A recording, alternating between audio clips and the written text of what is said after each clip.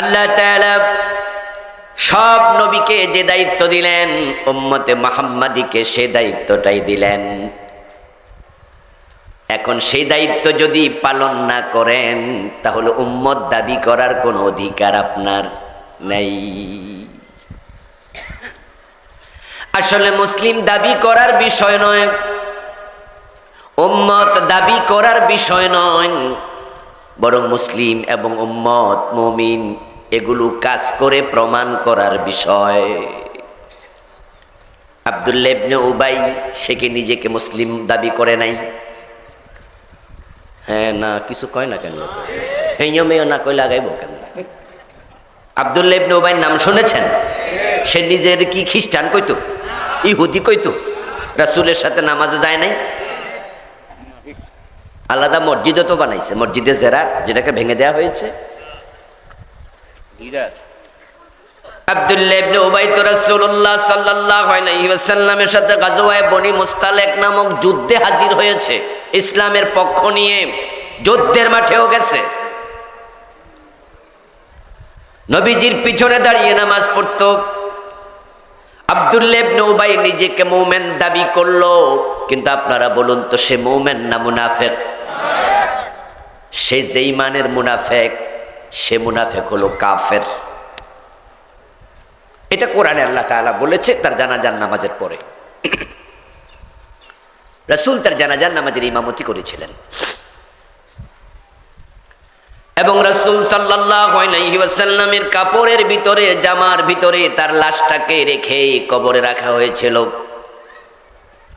নবীজি যখন জানাজার নামাজ শেষ করলেন, তার লাশ দাফন করা হলো, তখন আল্লাহ তাআলা বললেন, ওয়ালা তুসাল্লি আলা আহাদিম মিনহুম মাতা আবাদা ওয়ালা তাকুম আলা কবরিহি ইন্নাহুম কাফারু বিল্লাহ। ও প্রিয় নবী, যে আব্দুল্লাহ ইবনে উবাইয়ের জানাজার নামাজে ইমামতি করলেন, আজকের পর থেকে কোন মুনাফিকের জানাজার নামাজে আর আপনি ইমামতি করবেন না, নামাজ পড়বেন না, তাদের কবরের পাশেও দাঁড়াবেন না। ইন্নাহুম কাফারু, তারা মুমিন না কাফের? অথচ নিজের দাবি করত কি মুমিন। মুমিন মুসলিম এগুলো দাবি করার বিষয় না, এগুলো প্রমাণ করার বিষয়। আল্লাহ তাআলা আমাদেরকে বলছেন, নবীদেরকে যে দায়িত্ব দিলাম, সারা আলাকুম মিনাদ্দিন, উম্মতে মুহাম্মাদি, সে বিষয় তোমাদেরও দায়িত্ব দিলাম। ওই দায়িত্বটা হলো আন আকিমুদ্দিন,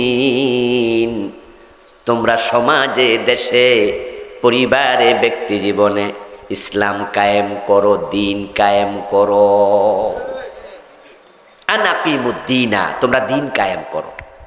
এই দায়িত্ব আল্লাহ আমাদের দিলেন। কোরআন মাজিদের সূরার নাম সূরা, আয়াত নাম্বার 13। আল্লাহ বলে দায়িত্ব আমি তোমাদের দিলাম, দিন কায়েম করো। বাংলাদেশের মুসলমানেরা হানাফি বলেন, আহলে হাদিস বলেন, কওমি বলেন, আলিয়া বলেন, জামাত বলেন, হেফাজত বলেন, আমরা যারা নিজদেরকে ভালো মুসলিম বলি, যেগুলো মদ খায় গাঁজা খায় ওদের কথা বলে তো কোনো লাভ নাই। আমরা যারা ভালো মুসলিম, আমরা যদি আত্মসমালোচনা করি, যে দিন কায়েমের দায়িত্ব আল্লাহ আমাদের দিল, সে দিন আমরা বাংলাদেশে কায়েম করতে পেরেছি তো? পারি নাই। তো আল্লাহ যে দায়িত্ব দিল, সে দায়িত্ব আমরা ফাঁস করলাম না ফেল? তো ফেল করলে কিসের জান্নাত?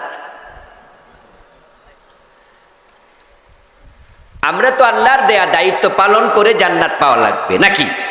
ফেল করলে কি জান্নাত মিলবে নাকি? কেমনে? ফেল করলে তো জান্নাত মিলবে না। আল্লাহ দায়িত্ব দিলেন আকিমুদ্দিন, দিন কায়েম করো, ওয়ালা তাতাফাররাকু ফি,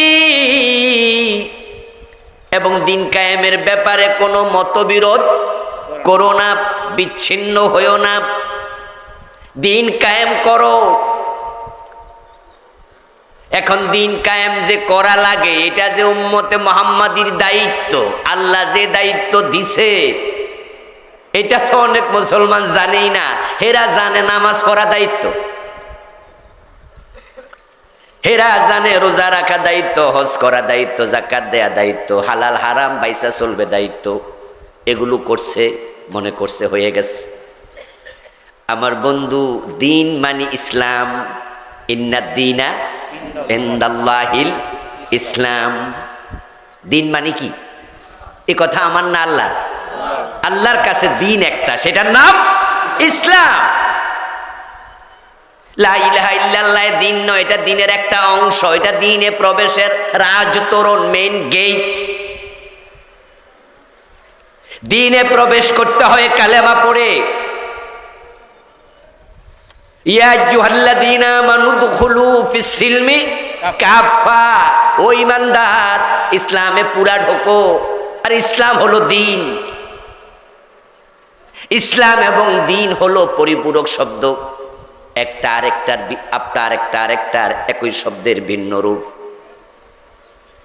আল্লাহর কাছে দিন একটাই, সেটা হলো ইসলাম।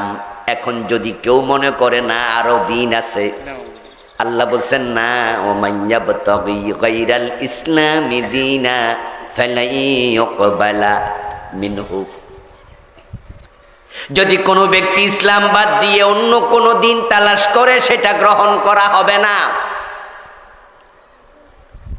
আমি আল্লাহ তোমাদের জন্য দিন বানিয়েছি ইসলামকে। আল ইয়াউমা আকমালতু লাকুম দীনাকুম ওয়া আতমামতু আলাইকুম নি'মাতি ওয়া রাদিতু লাকুমুল ইসলামা দীনা। আমি দিন হিসাবে ইসলামকে নির্ধারণ করি। অথচ সুদে টাকা লাগাইয়া বসে আছে এমন নামাজি আছে না নাই? মুখে দাঁড়িয়ে আছে, মাথায় টুপি আছে, ঘোষণা দিলে ফাইলে সিগনেচার করে না, ঘুষখোর নামাজি অফিসার। নামের আগে আলহাজ লেখা, ভালো মানুষ, নামাজি। অথচ বাপ মরছে, মা মরছে 7 বছর 10 বছর, এখনো বোনের হক দেয় না, নিজেরটাও খায়, বোনেরটাও জোর কইরা খায়। এমন হাজী সাহেব আছে না নাই? আমরা সরাসরি তেলাওয়াতকৃত আয়াতে কারিমার আলোচনায় প্রবেশ করতে চাই। আল্লাহ তাআলা ইখলাসের সাথে জানার মানার নিয়তে বলার এবং শোনার তৌফিক দিন, আমিন। প্রিয় দিনী ভাইয়েরা, সূরাতুশ শূরা এর 13 নম্বর আয়াতে কারিমা আপনাদের সম্মুখে আমি আলোচনা করেছি, তেলাওয়াত করেছি, আলোচনা করব ইনশাআল্লাহ। নবীজি সাল্লাল্লাহু আলাইহি ওয়াসাল্লামের পবিত্র মুখ অনুসৃত ছোট ছোট 2খানা হাদিস পড়েছি। আল্লাহ তাআলা তৌফিক দিলে এখান থেকে কিছু কথা হবে ইনশাআল্লাহ। সূরাতুশ শূরা এর 13 নম্বর আয়াতে কারিমাতে আল্লাহ তাআলা বড় বড় 5 জন নবীর আলোচনা করলেন। ইব্রাহিম, নূহ, মূসা, ঈসা, নবী মুহাম্মদ রাসূলুল্লাহ সাল্লাল্লাহু আলাইহিমুসসালাম। এই 5 জন বড় বড় নবীর প্রসঙ্গ টেনে আল্লাহ তাআলা আমাদেরকে বলছেন, এই 5 জন নবীকে যে দায়িত্ব দিয়েছিলাম, এই দায়িত্ব আমি আল্লাহ তোমাদেরকেও দিলাম। শারাআ লাকুম মিনাদ-দীন মা ওয়াসসা বিহি নূহা। হে উম্মতে মুহাম্মাদি, তোমাদের জন্য দিন থেকে সে বিধিবদ্ধ বিধান আমি তোমাদের জন্য প্রণয়ন করলাম, বিদিত করলাম, শরীয়ত বানালাম, যা নূহ, ইব্রাহিম, মূসা, ঈসা ও নবী মুহাম্মদ আপনার কাছে আমি ওহী করছি। তাহলে এই 5 জন নবীর দায়িত্ব যাহা উম্মতে মুহাম্মাদিকে আল্লাহ দায়িত্ব দিলেন তাহা। এখানে 5 জন নবী বলতে নূহ থেকে শুরু, মুহাম্মদ সাল্লাল্লাহু আলাইহি ওয়াসাল্লাম পর্যন্ত শেষ। এর মানে মাঝখানে আর কেউ বাদ নাই। কোরআন তো একটি সংক্ষিপ্ত কিতাব, মুলাক্কাস কিতাব। এখানে আল্লাহ তাআলা নাম ধরে আলোচনা করেছেন এমন নবীর সংখ্যা মাত্র 25। অথচ নবীর সংখ্যা তো অসংখ্য, অগণিত। সকল নবীর নাম পবিত্র কোরআনে আসেনি। এই 5 জনের নাম আল্লাহ এনে নূহ থেকে নবী মুহাম্মদ সাল্লাল্লাহু আলাইহি ওয়াসাল্লাম পর্যন্ত মূলত সকল নবীকে এখানে শামিল করেছেন। কারণ নবীদের দায়িত্ব ভিন্ন ছিল না। কোরআনে আল্লাহ বলছে কুল মা কুনতু বিদআম মিনার রাসূল, হে রাসূল আপনি বলুন যে আমি হঠাৎ করে আগমনকারী অভিনব নতুন কোন রাসূল নই। এ কথার অর্থ কি? মানে আগেকার রাসূলরা যা বলেছেন যা করেছেন আমি তার ধারাবাহিকতার শেষজন, আমি অভিনব কিছু নিয়ে আসি নাই। এই জন্য আদম আলাইহিস সালামের যে কালেমা আমাদের নবীর কালেমা কি ভিন্ন? সবার কালেমা একটা, লা ইলাহা ইল্লাল্লাহ, এই মেসেজ সবার। এবং ইসলাম নামক যে ধর্ম এটাও শুধু আমাদের নয়, কোরআনে আছে মিল্লাতা আবিকুম ইব্রাহিমা হুয়া সাম্মাকুমুল মুসলিমিন, আমরা মুসলিম। ইসলাম যে মানে তাকে কি বলে? মুসলিম বলে। এই নামটা যদি মুসলিম ইব্রাহিম রেখে থাকেন তাহলে নবী মূসার ধর্মের নামও তো ইসলাম, কারণ যেহেতু নবী মূসা আলাইহিস সালাম ইব্রাহিম নবীর সন্তান,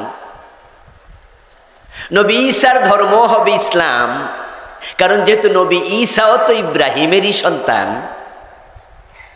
ইব্রাহিম আলাইহিস সালামের সন্তান ইসহাক, ইসমাইল আলাইহিমাস সালাম, ইসমাইলের বংশ থেকে নবী মুহাম্মদ সাল্লাল্লাহু আলাইহি ওয়াসাল্লাম।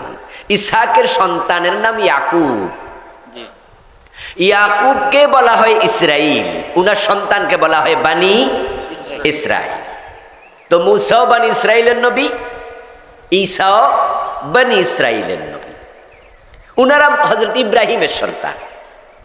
তো ইব্রাহিম তার সন্তানদেরকে বলেছেন তোমরা মুসলিম। তাহলে মুসলিমদের ধর্মের নাম কি? এতগুলো মানুষ, কথা কি বুঝাইতে পারছি না আমি? তাহলে জবাব দিয়েন বুঝলে। মুসলিমের ধর্মের নাম কি? ইসলাম। তাহলে নবী ইব্রাহিম বলতেছে হুয়া সাম্মাকুমুল মুসলিমিন, তোমরা মুসলিম। তাহলে হযরত ঈসাকেও নবী ইব্রাহিম বলে তুমি মুসলিম, তাহলে ঈসার ধর্মের নাম কি হবে? ইসলাম। যেহেতু ইব্রাহিম বলছে তার সন্তানদেরকে মুসলিম, এবং এটা আল্লাহ কোরআনে বলছেন হুয়া সাম্মাকুমুল মুসলিমিন, ইব্রাহিম তোমাদের নাম রেখেছেন মুসলিম। তাহলে ইব্রাহিম আলাইহিস সালাম থেকে শুরু করে যত নবী আমাদের সামনে এসেছেন তার আগেকার নবীরাও সকলের কালেমাও একটা, সকলের দিন একটাই। তাই সকল নবীর দাওয়াতও ছিল একটা, মেসেজ একটাই। আল্লাহু আকবার। আল্লাহ তাআলা সব নবীকে যে দায়িত্ব দিলেন উম্মতে মুহাম্মাদীকে সে দায়িত্বটাই দিলেন। এখন সেই দায়িত্ব যদি পালন না করেন তাহলে উম্মত দাবি করার কোনো অধিকার আপনার নেই। আসলে মুসলিম দাবি করার বিষয় নয়, উম্মত দাবি করার বিষয় নয়, বরং মুসলিম এবং উম্মত মুমিন এগুলো কাজ করে প্রমাণ করার বিষয়। আব্দুল্লাহ ইবনে উবাই সে কি নিজেকে মুসলিম দাবি করে নাই? হ্যাঁ না কিছু কয় না কেন? হেঁয়ো মেয় না কই লাগাইব কেন? আব্দুল্লাহ ইবনে উবাইর নাম শুনেছেন? সে নিজের কি খ্রিস্টান কইতো, ইহুদি কইতো, রাসূলের সাথে নামাজে যায় নাই। আলাদা মসজিদও তো বানাইছে, মসজিদে জেরার, যেটাকে ভেঙে দেওয়া হয়েছে। আব্দুল্লাহ ইবনে উবাই তো রাসূলুল্লাহ সাল্লাল্লাহু আলাইহি ওয়াসাল্লামের সাথে গাজওয়ায়ে বনি মুস্তালিক নামক যুদ্ধে হাজির হয়েছে, ইসলামের পক্ষ নিয়ে যুদ্ধের মাঠেও গেছে। নবীজির পিছনে দাঁড়িয়ে নামাজ পড়তো। আব্দুল্লাহ ইবনে উবাই নিজেকে মুমিন দাবি করলো, কিন্তু আপনারা বলুন তো সে মুমিন না মুনাফিক? সে যেই মানের মুনাফিক, সে মুনাফিক হলো কাফের। এটা কোরআনে আল্লাহ তাআলা বলেছে তার জানাজার নামাজের পরে। রাসূল তার জানাজার নামাজের ইমামতি করেছিলেন এবং রাসূল সাল্লাল্লাহু আলাইহি ওয়াসাল্লামের কাপড়ের ভিতরে, জামার ভিতরে তার লাশটাকে রেখে কবরে রাখা হয়েছিল। নবীজি যখন জানাজার নামাজ শেষ করলেন, তার লাশ দাফন করা হলো, তখন আল্লাহ তাআলা বললেন ওয়ালা তুসাল্লি আলা আহাদিম মিনহুম মাতা আবাদা ওয়ালা তাকুম আলা কবরিহি ইন্নাহুম কাফারু বিল্লাহ। ও প্রিয় নবী, যে আব্দুল্লাহ ইবনে উবাইয়ের জানাজার নামাজে ইমামতি করলেন, আজকের পর থেকে কোন মুনাফিকের জানাজার নামাজে আর আপনি ইমামতি করবেন না, নামাজ পড়বেন না, তাদের কবরের পাশেও দাঁড়াবেন না। ইন্নাহুম কাফারু, তারা মুমিন না কাফের? কাফের। অথচ নিজের দাবি করতো কি মুমিন। মুমিন। মুমিন মুসলিম এগুলো দাবি করার বিষয় না, এগুলো প্রমাণ করার বিষয়। আল্লাহ তাআলা আমাদেরকে বলছেন, নবীদেরকে যে দায়িত্ব দিলাম, শারা আলাকুম মিনাদ্দিন, উম্মতে মুহাম্মাদি, সে বিষয়ে তোমাদেরও দায়িত্ব দিলাম। ওই দায়িত্বটা হলো আন আকিমুদ্দিন, তোমরা সমাজে, দেশে, পরিবারে, ব্যক্তি জীবনে ইসলাম কায়েম করো, দিন কায়েম করো। আন আকিমুদ্দিনা, তোমরা দিন কায়েম করো। এই দায়িত্ব আল্লাহ আমাদের দিলেন। কোরআন মাজিদের সূরার নাম সূরা, আয়াত নাম্বার 13। আল্লাহ বলে দায়িত্ব আমি তোমাদের দিলাম, দিন কায়েম করো। বাংলাদেশের মুসলমানেরা হানাফি বলেন, আহলে হাদিস বলেন, কওমি বলেন, আলিয়া বলেন, জামাত বলেন, হেফাজত বলেন, আমরা যারা নিজদেরকে ভালো মুসলিম বলি, যেগুলো মদ খায় গাঁজা খায় ওদের কথা বলে তো কোনো লাভ নাই। আমরা যারা ভালো মুসলিম, আমরা যদি আত্মসমালোচনা করি, যে দিন কায়েমের দায়িত্ব আল্লাহ আমাদের দিল, সে দিন আমরা বাংলাদেশে কায়েম করতে পেরেছি তো? পারি নাই। তো আল্লাহ যে দায়িত্ব দিল, সে দায়িত্ব আমরা ফাঁস করলাম না ফেল? তো ফেল করলে কিসের জান্নাত? আমরা তো আল্লাহর দেয়া দায়িত্ব পালন করে জান্নাত পাওয়া লাগবে নাকি? ফেল করলে কি জান্নাত মিলবে নাকি? কেমনে? ফেল করলে তো জান্নাত মিলবে না। আল্লাহ দায়িত্ব দিলেন আকিমুদ্দিন, দিন কায়েম করো। ওয়ালা তাতাফাররাকু ফি, এবং দিন কায়েমের ব্যাপারে কোনো মতবিরোধ করো না, বিচ্ছিন্ন হইও না, দিন কায়েম করো। এখন দিন কায়েম যে করা লাগে, এটা যে উম্মতে মুহাম্মাদির দায়িত্ব, আল্লাহ যে দায়িত্ব দিছে, এটা তো অনেক মুসলমান জানেই না। হেরা জানে নামাজ পড়া দায়িত্ব, হেরা জানে রোজা রাখা দায়িত্ব, হজ করা দায়িত্ব, যাকাত দেয়া দায়িত্ব, হালাল হারাম বাইসা চলবে দায়িত্ব। এগুলো করছে, মনে করছে হয়ে গেছে। আমার বন্ধু, দিন মানে ইসলাম। ইন্নাদ্দীনা ইনদাল্লাহিল ইসলাম। দিন মানে কি? এ কথা আমার না আল্লাহর। আল্লাহর কাছে দিন একটা, সেটার নাম ইসলাম। লা ইলাহা ইল্লাল্লাহ দিন নয়, এটা দিনের একটা অংশ, এটা দিনে প্রবেশের রাজতরণ, মেইন গেট। দিনে প্রবেশ করতে হয় কালেমা পড়ে। ইয়া আইয়ুহাল্লাযীনা আমানু দুখুলু ফিস সিলমি কাফা, ও ঈমানদার, ইসলামে পুরা ঢোকো। আর ইসলাম হলো দিন। ইসলাম এবং দিন হলো পরিপূরক শব্দ, একটা আরেকটার আরেকটার একই শব্দের ভিন্ন রূপ। আল্লাহর কাছে দিন একটাই, সেটা হলো ইসলাম। এখন যদি কেউ মনে করে না আরো দিন আছে, আল্লাহ বলছেন না, ওমান ইয়াবতাগি গায়রাল ইসলামি দীনা ফালাই ইউকবালা মিনহু। যদি কোনো ব্যক্তি ইসলাম বাদ দিয়ে অন্য কোনো দিন তালাশ করে, সেটা গ্রহণ করা হবে না।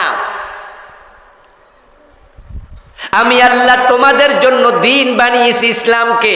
আল-ইয়াউমা আকমালতু লাকুম দীনাকুম ওয়া আতমামতু আলাইকুম নি'মাতি ওয়া রাদিতু লাকুমুল ইসলামা দীনা। আমি দিন হিসাবে ইসলামকে নির্ধারণ করে, অথচ সুদে টাকা লাগাইয়া বসে আছে এমন নামাজি আছে না নাই? মুখে দাঁড়িয়ে আছে, মাথায় টুপি আছে, ঘোষণা দিলে ফাইলে সিগনেচার করে না, ঘুষখোর নামাজি অফিসার। নামের আগে আলহাজ লেখা, ভালো মানুষ, নামাজি, অথচ বাপ মরছে, মা মরছে 7 বছর 10 বছর, এখনো বোনের হক দেয় না, নিজেরটাও খায়, বোনেরটাও জোর কইরা খায়। এমন হাজী সাহেব আছে না নাই? মাথায় টুপি আছে, ওজনে কম দেয়, দোকানে বসে আছে, রমাদান মাস আসতেছে, এই রমাদানে দেখবেন যে টুপিওয়ালার সংখ্যা বাইরে যাবে। টুপি মাথায় দিয়েই মালে বেজাল দেবে, ওজনে কম দেবে। রোজা আসার আগ থেকে দ্রব্যমূল্য বাড়িয়ে দিচ্ছে, কেমনে পয়সাওয়ালা হবে?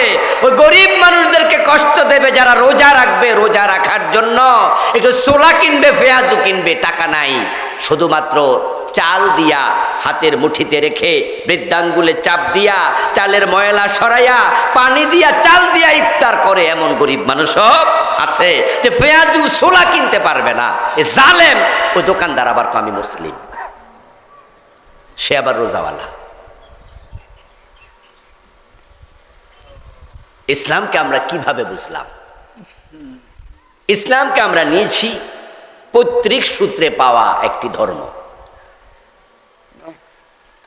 এটা যে জীবনের বটম থেকে টপ সব জায়গায় রাখতে হবে, এটা আবশ্যক, এই চিন্তা অনেক মুসলিমের মাথাতে নাই।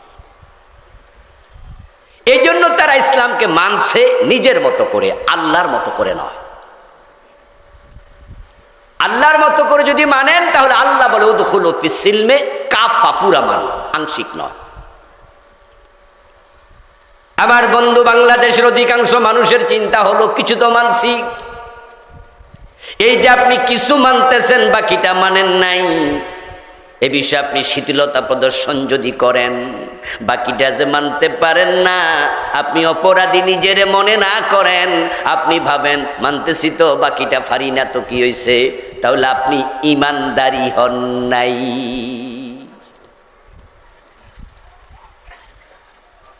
ইসলাম গ্রহণ করার ক্ষেত্রে কোনো ছাড় আল্লাহ দেবেন না।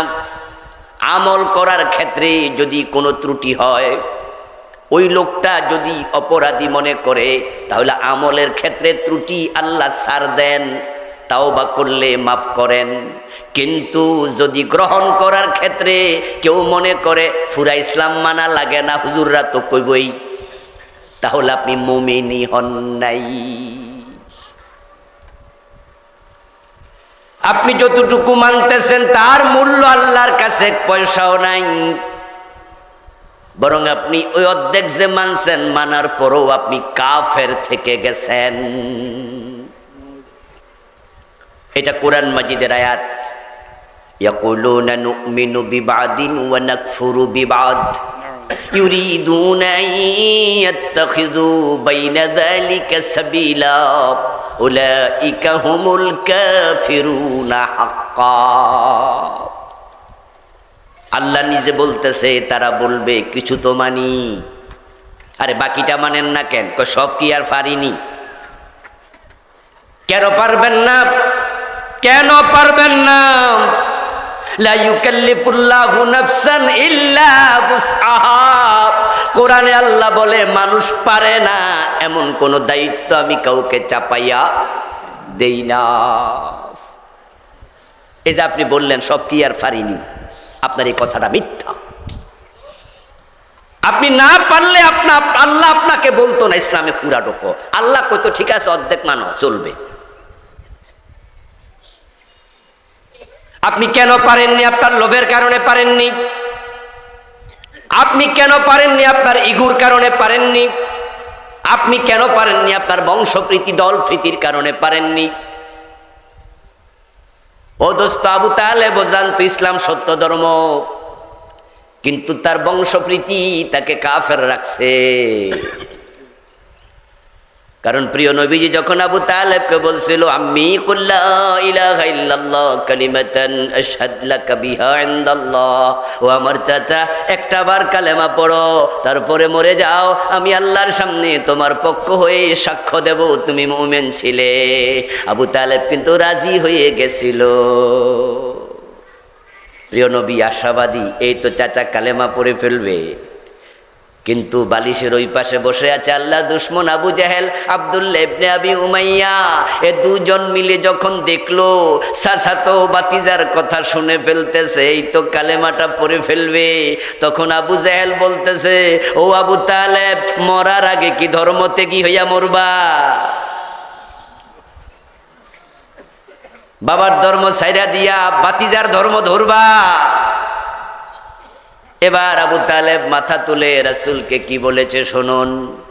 আবু তালেব বলল, লাউলা আন তুআইয়ারানি কুরাইশুন লা আকরারতু বিহা আইনাক। ও ভাতিজা, আমি যদি তোমার কালেমাটা নেই, তখন কুরাইশরা আমারে বকা দেবে, তারা আমার বদনাম করবে। এই আবু জাহেল মানুষের কাছে কইয়া দিব যে আবু তালেব মরার আগে ভাতিজা ধর্ম গ্রহণ করছে, তো তারা আমার ধর্ম ত্যাগী বলবে। আমার দলের লোকেরা, বংশের লোকেরা আমার সাথে খারাপ আচরণ করুক, এটা আমি চাই না। তাই তোমার কালেমা আমি নিলাম না। নাউজুবিল্লাহ পড়বেন না ভাইয়েরা?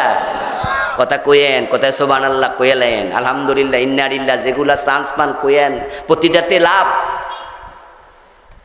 وكان آخر كلامه كلمهم هو على ملة عبد المطلب। আবু তালেবের শেষ কথা ছিল, আমি আমার বাবার ধর্মের উপরেই আছি। নাউজুবিল্লাহ। প্রবলেম হচ্ছে যদি কালেমাটা নেই তাহলে মানুষ খারাপ কইব, বংশপ্রীতি, ইগো। ও প্রিয় ভাইয়ারা, সহিহ বুখারী যারা পড়েছেন তারা পেয়েছেন হিরাক্লিয়াসের কাছে নবীর দূত যখন গেল দিনের দাওয়াত নিয়ে, সেখানে চিঠি পৌঁছায়া দিল রাজা হিরাক্লা। সে কিন্তু চিঠি পড়ার পরে তার সভাসদকে ডেকে বলেছিল, শেষ নবীর আগমন হয়ে গেছে, এমন কিছুদিন আসবে, কিছুদিন পরে আমার পায়ের তলার মাটিটাও ওই নবী দখল করে নেবে। এই জন্য আসো আমরা সবাই মিলে ওই নবীর কাছে ইসলাম গ্রহণ করি। হিরাক্লিয়াস যখন এই কথা বলল, তখনই তার মন্ত্রী, এমপি সব রশি ছিঁড়া গরু যেমন দৌড় মারে, তারা সবগুলো পিছনের দরজা দিয়া দৌড় মারছে, বলতেছে, এই মিয়া, খ্রিস্ট ধর্ম বাদ দিয়া নতুন নবীর ধর্ম তুমি একা নেও, তোমার সাথে আমরা নাই। হিরাক্লিয়াস যখন দেখলো সারছে কাম, এই তো মন্ত্রী এমপি সব আমার একা রাইখা চলে যায়, তাহলে আমি দেশ সালামু কারে দিয়া, ক্ষমতা তো আমার থাকবে না, সবাই তো বিদ্রোহ করবে। সাথে সাথে হিরাক্লিয়াসের আপনার ক্ষমতা প্রীতি, ক্ষমতার লোভ তাকে শেষ করে দিল। সে বলে, সবাই থামো, আমি তো তোমাদেরকে টেস্ট করছি, তোমরা তোমাদের খ্রিস্ট ধর্ম শক্ত কইরা মানো কিনা এটা যাচাই করছি, তোমরা যাচাইয়ে পাস। আমি কিছুক্ষণ আগে যা কইছি এটা আমার মনের কথা না, এটা পরীক্ষা করছি তোমাদের। হিরাক্লিয়াস আর ঈমান আনার সুযোগই পেল না। বলুন তো, হিরাক্লিয়াস মুসলিম না খ্রিস্টান? জান্নাতি না জাহান্নামী? কিন্তু বুঝছিল ইসলাম ঠিক। ঠিক আজকের বাংলাদেশও কোরআনের আইন লাগবে, সমাজ কোরআন দিয়ে চলুক, রাষ্ট্র কোরআন দিয়ে চলুক। চোর ধরে হাত কাটো, ডাকাত ধরে সলে দাও। নবী মুহাম্মদ সাল্লাল্লাহু আলাইহি ওয়াসাল্লাম 10 বছর মদিনা কোরআন দিয়ে চালাইছে। এটা আওয়ামী লীগও জানে, বিএনপিও জানে, জাতীয় পার্টিও জানে, আমরা সবাই জানি। কিন্তু তারপরও কোরআনের আইন মানে না, কারণ তাদের দলের প্রীতি তাদেরকে কোরআন থেকে দূরে সরাইয়া রাখছে।